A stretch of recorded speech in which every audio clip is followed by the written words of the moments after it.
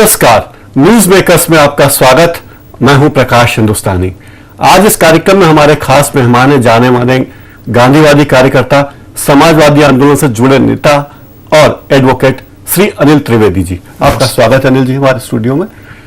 आप गांधीवादी कार्यकर्ता हैं, समाजवादी विचारधारा से जुड़े हुए हैं। बस्तर में पिछले दिनों जो कुछ खून खराबा हुआ, नक्सलवादियों के नाम पर जो कांग्रेस के जुलूस पर, कांग्रेस की रैली पर हमला किया, आप उसे कैसे देखते हैं? देखिए, ये जो घटना हुई है, इस घटना के बीच सबकी सामूहिक लापरवाही से पल्लवित हुए। बस्तर एक ऐसा इलाका है हिंदुस्तान का जो आज भी आदिम सभ्यता में रहता हुआ दिखाई देता है।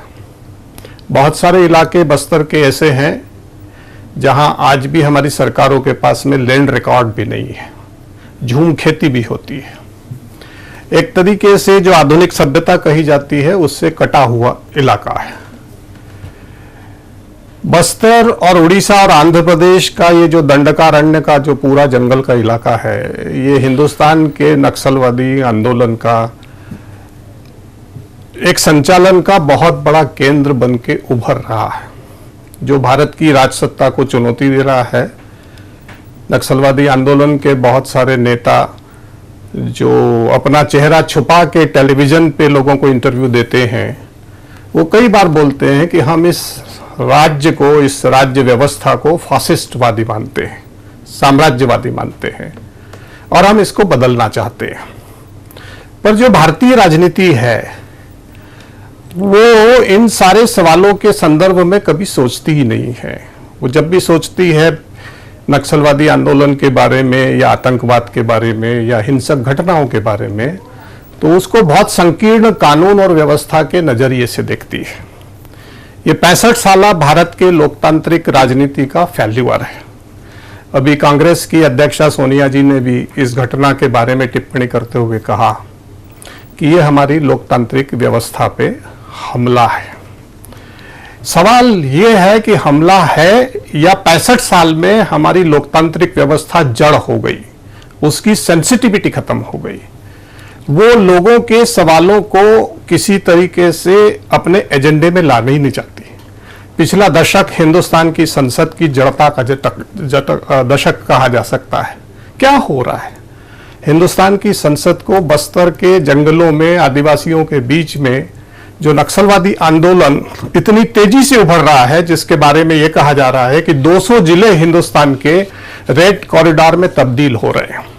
यदि एक तिहाई भारत रेड कॉरिडोर, एक तिहाई भारत यदि रेड कॉरिडोर में बदल रहा है, तो भारत की राष्ट्रीय राजनीति के कर्ता धर्ता क्या कर रहे हैं? इसके पीछे विदेशी ताकतें भी है कहा जाता है। विदेशी ताकत और विदेशी धन तो पूरी दुनिया को गड़बड़ करने में जुटा हुआ तो है ही सही ना, पर उस विदेशी ताकत और विदेशी धन से भारतीय राजनीति के राष्ट्रीय पार्टियां भी अछूती कहां हैं? उनका आचरण कौन सा है? कांग्रेस हो, चाहे भाजपा हो, चाहे लेफ्टिस्ट हो, चाहे समाजवादी आंदोलन के लोग हों, सब एफडीआई को, सब विदेशी पूंजी को हिंदुस्तान को सजाने संवारने का एकमात्र रास्ता बनने में लगे हुए।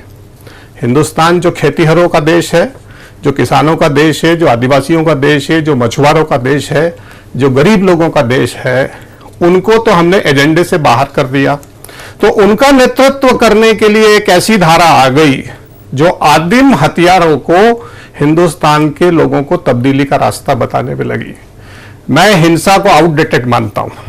मैं नक्सलवादी आंदोलन जो है उसकी जो ये विचारधारा है कि बंदूक से वो राज्य व्यवस्था को उलट देगी, इसको भी खुशफहमी मानता हूं, आउटडेटेड थॉट मानता हूं। बंदूक से कुछ नहीं हो सकता। क्या हो सकता है? कैसे होगा? कुछ होगा। लोगों की ताकत को बढ़ा के ही हम हिंदुस्तान को बदल सकते हैं। लोगों की ताकत को घटा के हम हिंदुस्तान को नहीं बदल सकते। लेकिन नक्सलवादी तो एक ही काम कर रहे हैं कि लोगों को लोकतांत्रिक प्रक्रिया से, देश से जोड़ने नहीं दे रहे हैं। स्कूल खोलते हैं तो स्कूल उड़ा देते हैं, पुल बनाने नहीं देते, सड़क बनाने नहीं देते, विकास का कोई भी काम करने नहीं देना चाहते। वो चाहते कि लोग आदिम युग में ही जिए। देखिए, ऐसा तो नहीं कहा जा सकता कि वो ये चाहते हैं कि लोग आदिम युग में जिए, पर इन इलाकों के अंदर हम जिस तरीके से काम करते हैं, और जैसा देश हमने विकास की प्रक्रिया में डाल के करप्ट बना दिया है, आज हिंदुस्तान की राजनीति सबसे करप्ट राजनीति है। सर, इस देश में ये जो हिंसा निकली है या इतना फैलाव नक्सलवादी आंदोलन या रेड कॉरिडोर का हुआ है, इसके पीछे भारतीय राज्य का, भारतीय सरकारों का और भारतीय राजनीतियों का हद से ज्यादा करप्ट हो जाना। इसके पीछे न्यायपालिका भी है, नहीं है क्या? न्यायपालिका को भी जो भूमिका निभानी चाहिए भारत के आम नागरिक के अधिकारों के लिए, वो नहीं निभा पा रही है। हिंदुस्तान की अदालतों का यदि सर्वे किया जाएगा, हिंदुस्तान के सर्वोच्च न्यायालय का यदि सर्वे किया जाएगा, तो कितने मुकदमे जो सुनती हैं वो कॉरपोरेट घरानों के हैं, बड़े पूंजीपतियों के हैं, और उन्हीं में उसका सारा समय जाया होता है। कहां कितने लोग भूखे हैं, नंगे हैं, शिक्षक है या नहीं, पीने का पानी है या नहीं, महंगाई का क्या सवाल है, उन्हीं सारे सवाल। क्योंकि जो सुप्रीम कोर्ट जाता है उसी की बात तो सुप्रीम कोर्ट सुनता है ना। हिंदुस्तान का आम आदमी सुप्रीम कोर्ट नहीं जाता, वो सरकार के पास जाता है, वो थाने पे जाता है, वो विद्यालय में जाता है, वो स्वास्थ्य केंद्र पे जाता है, पर कहीं भी उसको गरिमामय व्यवहार नहीं मिलता। तो इसी से लोग उनके बरगलाने में आ जाते हैं। त्रिवेदी साहब, कुछ दिन पहले सेना के एक ट्रक को नक्सलवादियों ने उड़ा दिया था, 26 जवान उसमें मर गए थे, कुछ जवान बहुत गंभीर घायल हुए थे। गांव के लोग जो गंभीर घायल जवान थे उनको पानी पिलाने के लिए आए। जिन 3 लोगों ने उन्हें पानी पिलाया, उन लोगों का गला इन नक्सलवादियों ने रेत दिया। इन्होंने कहा आपने घायलों को पानी क्यों पिलाया? तालिबानी भी हत्या के बाद लाश पर नृत्य नहीं करते, उनकी आंखें और अंग नहीं निकालते। देखिए, ऐसा नक्सलवादी कर रहे हैं। ये तो सिरफिरे और क्रूर जमात के लोग तो हैं ही सही, इसमें कोई दो मत नहीं है। तालिबानी भी और आतंकवादी भी और नक्सलवादी भी। इनकी ये जो खुशफहमी है कि वो बंदूक से या क्रूरता करके या बस को उड़ा के या पुलिस को मार के या नेताओं को बस बम विस्फोट से उड़ा के वो इस मुल्क को बदल लेंगे, ये कभी होने वाला नहीं है। देखिए, हिंसा अहिंसा का झगड़ा भी नहीं है, ये समझ का झगड़ा है। चाहे लिट्टे के आतंकवादी हो, उन्होंने भी लंबी लड़ाई वेल ऑर्गेनाइज्ड आर्मी से लड़ी, और साइनाइड का ताबीज पहन के लड़के लड़की हमको देखने को मिले। हमको इन आतंकवादियों की बदौलत मानव बम का आविष्कार भी देखा, जो एटॉमिक बम से भी खतरनाक मानता हूं। इनकी जो भर्ती की प्रक्रिया है पूरी की पूरी, वो इन ऐसे लड़के लड़कियों को आज की तारीख में वो भर्ती करने लगे हैं। जैसी खबरें बस्तर के मामले में आई कि 50 में से 25 लड़कियां थी, गांव की लड़कियां थी। तो अब पहले आईआईटी के लड़के या बड़े पढ़े लिखे लड़के नक्सलवादी आंदोलन से ग्लैमराइज होके जा रहे थे, पर अब उनकी मोडस ऑपरेंडी बदली है और हमको दिखाई देता है कि स्थानीय स्तर पर रहने वाले लोग ही उनके तरफ आकर्षित हो रहे हैं। मैं 1980 में दबाव में आ रहे हैं। 1980 में दबाव नहीं बस्तर गया था। मैं महेंद्र कर्मा जी से भी मिला था, तब वो सीपीआई के छात्र नेता थे, और हमारी हॉस्टल में बहुत देर तक उनसे चर्चा हुई थी इस सारी प्रक्रिया पे। बलिराम कश्यप से लेके बहुत सारे जो वहां कांग्रेस के, भाजपा के दूसरे नेता भी थे। आज दिक्कत ये हो गई कि भारतीय राजनीति आत्ममुग्धता की हद तक जा चुकी है। भारत की जो राष्ट्रीय पार्टियां हैं या प्रांतीय पार्टियां हैं, उनको पावर पॉलिटिक्स के अलावा राजनीति के दूसरे आयाम दिखाई ही नहीं दे रहे। आज जितना जुल्म है दुनिया में, हिंदुस्तान के कोने कोने में, इसमें आम आदमी की कोई सुनवाई नहीं है।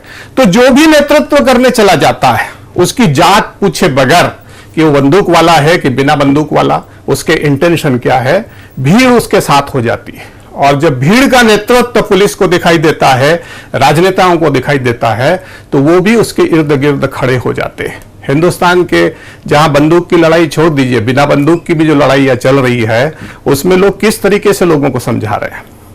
जो क्रांतिकारी धारा के लोग भी हैं, अपने आप को जो मानते हैं, वो भी जंगलों में जाके जिस तरीके से काम कर रहे हैं या गरीबों के साथ जिस तरह से काम कर रहे हैं, वो सारी चीजें नहीं समझाते, वो उनकी ताकत नहीं बढ़ाना चाहते।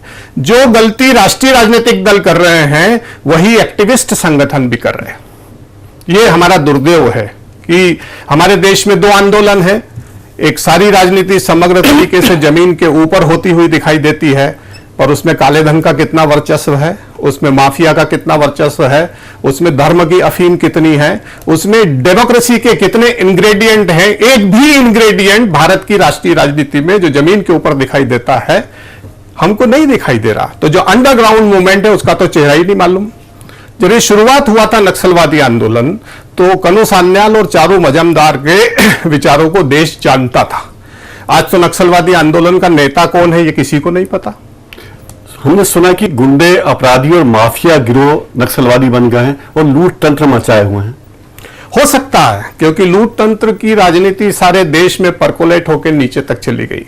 जैसे मनरेगा जैसी योजना जो हिंदुस्तान में पिछले 5-7 सालों में आई है, उसका लूट का जितना क्वांटम खड़ा हो गया कि गरीब के पास में मजदूरी नहीं पहुंच के सरपंच से लेके सारे अधिकारी, सारे राजनेता, ठेकेदार के पास में जा रही है, तो ये भी विद्रोह का ही एक नया अलार्मिंग सिचुएशन खड़ा करेगी कि कब तक आप गरीबों के क्या उपाय लगता है आपको इसमें? उपाय तो यही है कि लोगों की ताकत बढ़ानी पड़ेगी और राजनीति वाले रंज करके, दुख करके, दुखद स्थिति का पाखंड करना बंद करें।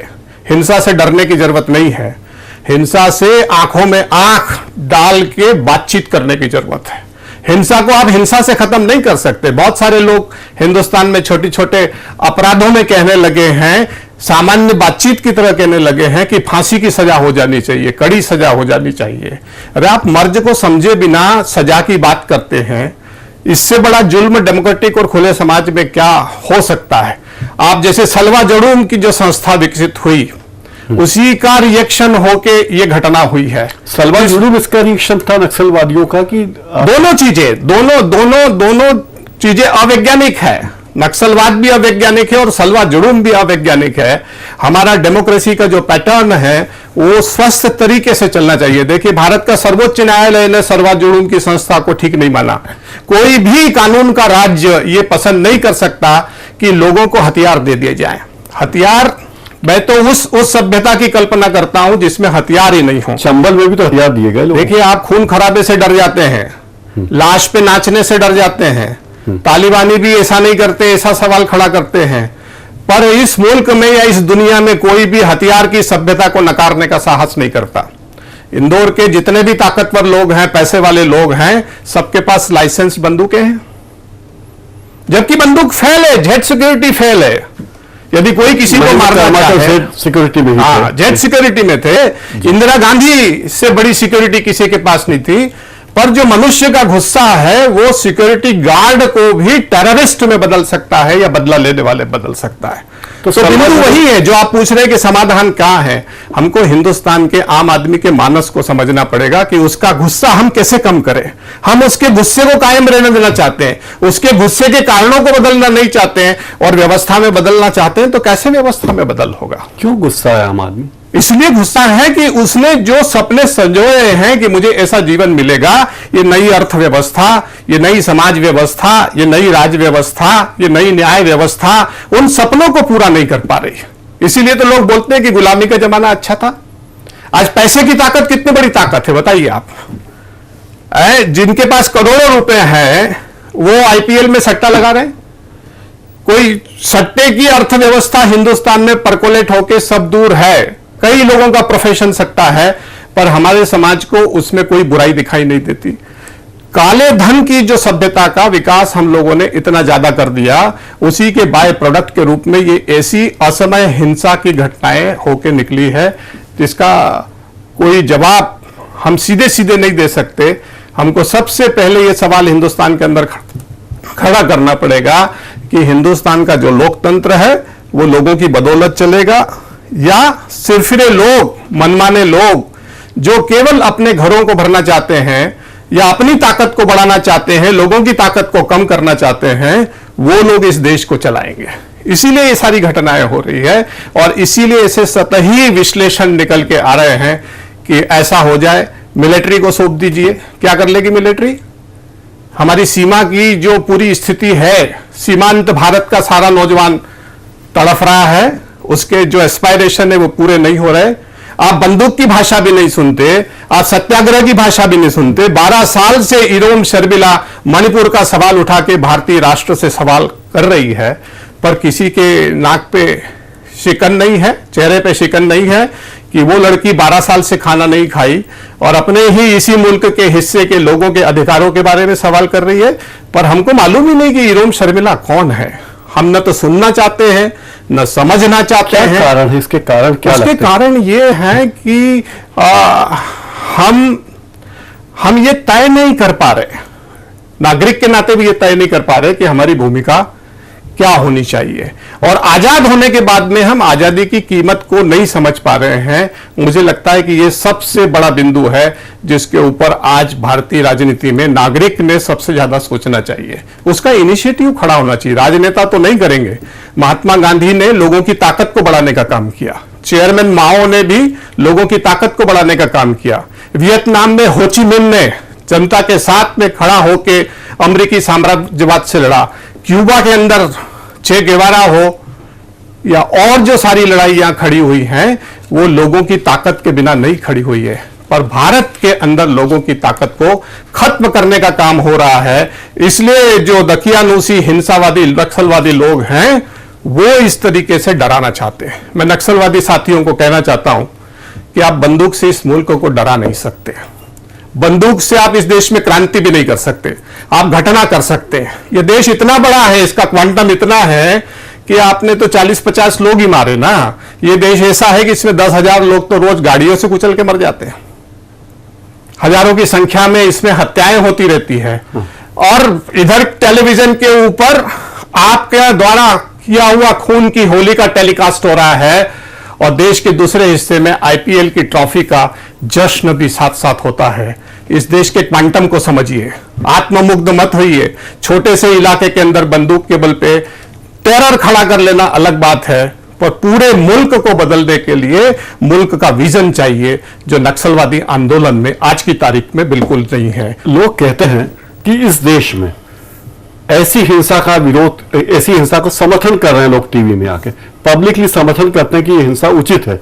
क्या ये इस पे कुछ रोक होनी चाहिए? देखिए, हिंसा का समर्थन किसी भी रूप में नहीं हो सकता। किसी को घूर के देखने का भी समर्थन नहीं किया जा सकता, वो भी हिंसा है। मैं तो मैं अहिंसक आदमी से ज्यादा हिंसा विरोधी आदमी हूं। गांधी जी कहते थे सोए हुए हिंसा का विरोध किया जाना चाहिए। आज हमने जो अहिंसा का नया सारा पुरुषार्थ खत्म कर दिया। आज देखिए, इसी मुल्क के अंदर बंदूक से डरते हैं, खून खराबे से डरते हैं, रंज करते हैं, प्रदेश बंद करते हैं, शहर बंद करते हैं, लोकतंत्र पे हत्या कहते हैं और हिंसा को ही ग्लोरीफाई करते हो ना।